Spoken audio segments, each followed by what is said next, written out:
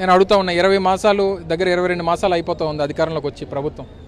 ఎన్ని కంపెనీలు వచ్చినాయి, వచ్చినటువంటి కంపెనీల ద్వారా ఎన్ని లక్షల మందికి ఉపాధి కల్పించారో ఒకసారి చెప్పమనండి. కేవలం మార్కెటింగ్కి అడ్వర్టైజింగ్కి ఖర్చు పెట్టినటువంటి డబ్బు బహుశా నాకు తెలిసి గతంలో ఎప్పుడు 5 సంవత్సరాలు కూడా ఖర్చు పెట్టి ఉండరు. ఆ రకంగా ఈరోజు కేవలం పబ్లిసిటీ కోసం లేదా ముఖ్యమంత్రి గారి కొడుకుని ఏదో మార్కెటింగ్ చేసుకోవడం కోసం చేస్తున్నటువంటి తప్పుడు ప్రచారం. ఈరోజు ఉదాహరణకి నిన్న మొన్న రాష్ట్ర ఇండస్ట్రీస్ మినిస్టర్ మాట్లాడుతూ ఉన్నారు, ఏదో కంపెనీలు వెళ్ళిపోయండి, అదే వెళ్ళిపోయి ఇది వెళ్ళిపోయింది. విశాఖపట్నంలో మన ఆ రోజు అచ్యుతాపురంలో కోకోకోలాకి ల్యాండ్ ఇవ్వడం జరిగింది. ఈరోజు కోకోకోలా వెళ్ళిపోయింది. గతంలో ఏవైతే కొన్ని కంపెనీలు ఇక్కడ మన జమ్మలమడుగు అలాగే కడప జిల్లాకు సంబంధించి సిమెంట్ ఫ్యాక్టరీలో ఫ్లై యాష్ తోలకాల కోసం ఇప్పుడు ఇక్కడ ఉన్నటువంటి పార్లమెంట్ సభ్యుడు సీఎం రమేష్ కానీ లేదా అక్కడ ఉన్నటువంటి ఆదినారాయణ రెడ్డి కానీ ఏ రకంగా అక్కడ ఎక్స్ట్రాక్షన్ చేశారనేటువంటి చూస్తూ దయచేసి ఇంకా మా మీద ఏడు పాపి రాష్ట్రం మీద, రాష్ట్ర ప్రయోజనాల మీద, పిల్లల భవిష్యత్తు మీద, నిరుద్యోగుల తాలూకా వారి ఉద్యోగ అవకాశాల మీద బుర్ర పెట్టి దాని మీద శ్రద్ధ పెట్టమని చెప్పి ప్రభుత్వాన్ని కోరుతా ఉన్నాం. ఆ రోజు ఐటీ మంత్రిని ఎట్లా ట్రోల్ చేశారో మనందరం చూసాం. 2019 నుంచి 24 మధ్యన ఒక ఐటీ మంత్రిని ఎట్లా ట్రోల్ చేశారో ప్రజలందరూ కూడా చూశారు. ఒక ప్రశ్న అడిగితే దానికి కోడి గుడ్డు, గుడ్డు కోడి అన్నాడు. ఇప్పుడు ఆయనకి ఏ అర్హత ఉందండి? ఆయనకి అసలు డేటా సెంటర్ అంటే ఏంటో తెలుసా? విచిత్రం ఏంటంటే ఒక ఐటీ సంస్థ ఆయన అడిగింది, సార్ మాకు ఇప్పుడు కొంచెం దూరం ఉన్నాం, పబ్లిక్ ట్రాన్స్పోర్టేషన్ లేదు, పబ్లిక్ ట్రాన్స్పోర్టేషన్ వేయండి అంటే బస్సులు వేయండి అని కోరారు. అది కూడా ఆయన చేయలేకపోయాడు boss. He couldn't do that. 2 years వాళ్ళు అడిగితే అది చేయలేకపోయాడు ఆయన. మేము అధికారంలోకి వచ్చిన వెంటనే మొదటి నెలలో ఐటీ కంపెనీలు అందరితో నేను మీటింగ్ పెట్టుకుంటే వాళ్ళు అన్నారు, మిగతా అంతా మీరు చేయండి కానీ ముందర మాకు బస్సెస్ వేస్తే చాలంటే we did it. We did that. కనీసం బస్సు కూడా వేయలేకపోయాడు. ఆయన ఏం మాట్లాడతాడు అసలు? ఆయన ఏం తెలుసు? ఆయన ఎవరన్నా సీరియస్గా తీసుకుంటాడా? ఆయన మెసేజ్ పెడితే ఒక్కడన్నా స్పందిస్తాడా? ఒక్క మీనింగ్ఫుల్ బిజినెస్ మెన్ స్పందిస్తాడా? ఆయన మంత్రిగా ఉన్నప్పుడు ఏం చేశాడు? వాళ్ళు గ్లోబల్ ఇన్వెస్టర్ సమిట్ అని ఒక చివరికి ఎన్నికలు ఇంకా ఓడిపోతున్నాం అనగా ఒక సమిట్ అని పెట్టారు. అప్పుడు ఒక electronic media, national media person ఏమడిగారంటే, మీరు గ్లోబల్ ఇన్వెస్టర్ సమిట్ అన్నారు, చాలా సంతోషం, గ్లోబల్ కంపెనీల పేర్లు చెప్పండి ఏమేమి వస్తున్నాయంటే ఆయన ఒక్క కంపెనీ చెప్పలేకపోయాడు. He couldn't tell even one company. మాకు సమ్మిట్ పెట్టాల్సిన అవసరం రాలేదు, ఆల్రెడీ తీసుకొచ్చా. ఇటుగో పార్ట్నర్షిప్ సమ్మిట్ పెడుతున్నాం, బట్ మేము ఏంటి సమ్మిట్ కోసం ఆగట్లే. We are moving very fast.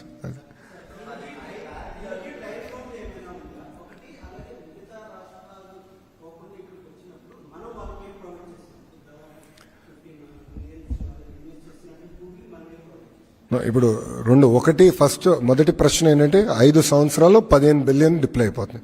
5 yearsలో మొత్తం ప్రాజెక్ట్ ఈ ఫేజ్ పూర్తవుతుంది. నెంబర్ 1. నెంబర్ 2, ప్రధానంగా మనం ఇచ్చేది ఏంటంటే క్యాపిటల్ సబ్సిడీ.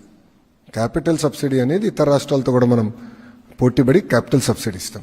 3వది, డేటా సెంటర్ కావాల్సింది ఏంటంటే మొత్తం పవర్ లైన్స్, ఆ ఎకో సిస్టమ్ మొత్తం బిల్డప్ చేయాలి. దానికి ఈ ఇన్వెస్ట్మెంట్లో వాళ్ళు పెట్టుబడులు పెడుతున్నారు. దాంట్లో సుమారుగా ఒక 7 or 10% సబ్సిడీ మనం ఇస్తున్నాం. ఎందుకంటే ఒక లైన్ వచ్చిందంటే అది కేవలం గూగుల్ కాదు, మొత్తం ఎకో సిస్టమ్కి వస్తుంది. సో అట్లా పెట్టుబడి పెడుతున్నాం. పవర్లో ఏపీఈఆర్సీ రెగ్యులేటరీ కమిషన్ ఏదైతే రేట్ ఫిక్స్ చేస్తుందో దానిపైన ఒక సబ్సిడీ ఇస్తున్నాం. That's it.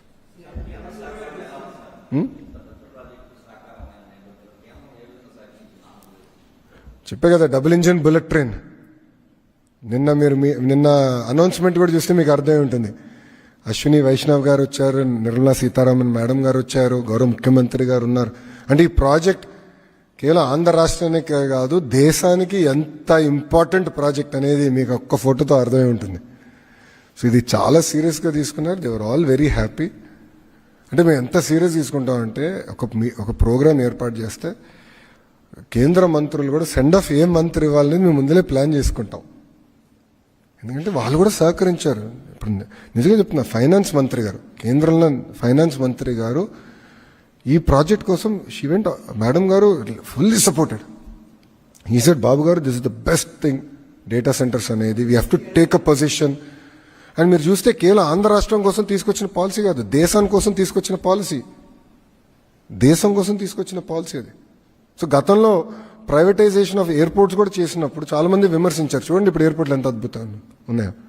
టెలికాం డీరెగ్యులేషన్ చేసినప్పుడు కూడా చాలా మంది విమర్శించారు. గౌరవ ముఖ్యమంత్రి గారు ఆనాడు వాజ్పేయి గారితో చర్చించి చేశారు టెలికాం డీరెగ్యులేషన్. గౌరవ ముఖ్యమంత్రి గారు was the chairman of that committee. He submitted the report. ఈరోజు చూడండి ధరలు ఎంత పడిపోయిందో. లేదంటే ఇంకా లైట్నింగ్ కాల్స్ చేసుకుంటూనే ఉండేవాళ్ళమేమో అది అవ్వుకుని ఉంటే. అంటే అంత ప్రోయాక్టివ్గా in interest of the nation మనం పాలసీస్ చేసాం. సో అంత సీరియస్గా తీసుకున్నాం.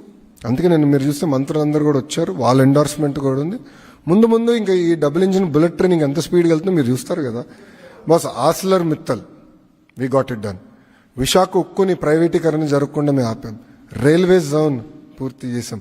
బల్క్ డ్రగ్ పార్క్ నోడ్కి శంకుస్థాపన చేసాం. ఎన్టీపీసీ గ్రీన్ ప్రాజెక్ట్ చేసాం. బీపీసీఎల్ రిఫైనరీకి ఇప్పుడు మనం శంకుస్థాపన అయిపోతున్నాం. అంటే డబుల్ ఇంజిన్ బుల్లెట్ ట్రైన్ ఏ స్పీడ్లో పరిగెడుతుందో ఇది ఉదాహరణ. అండ్ ఈ ప్రభుత్వ అధికారంలోకి వచ్చి కేవలం 17 నెలలు అయింది. 17 నెలలు అయింది. అట్లా పనిచేస్తున్నాం. One second. అబ్సల్యూట్లీ.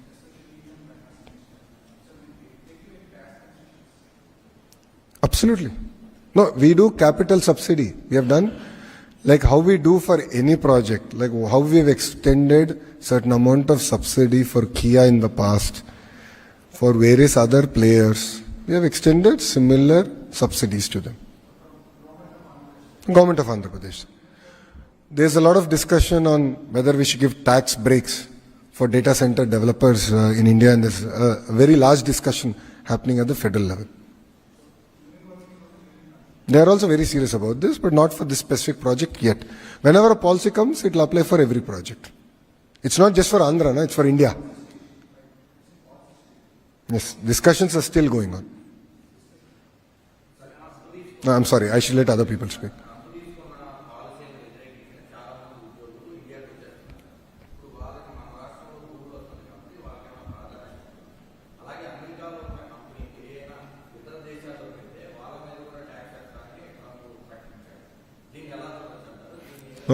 ప్రకటనలు ఉంటాయి, కొన్ని ఇంప్లిమెంట్ అవుతాయి, కొన్ని ఇంప్లిమెంట్ కావు.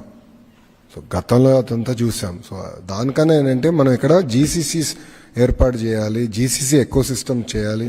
అందుకే జీసీసీ కోసం స్పెసిఫిక్గా పాలసీ తీసుకొచ్చా. రెండోది, జీసీసీస్ కూడా డైరెక్ట్గా వాళ్ళు ఇన్వెస్ట్ చేయరు, ఎందుకంటే లోకల్ టెరైన్ తెలియదు, హైరింగ్ తెలియదు, రెగ్యులేషన్ తెలియదు. కనుక వాళ్ళు జనరల్గా లోకల్ పార్ట్నర్తో వెళ్ళి ఆ పార్ట్నర్ దగ్గర నుంచి జీసీసీని కొనుగోలు చేస్తారు. There are companies who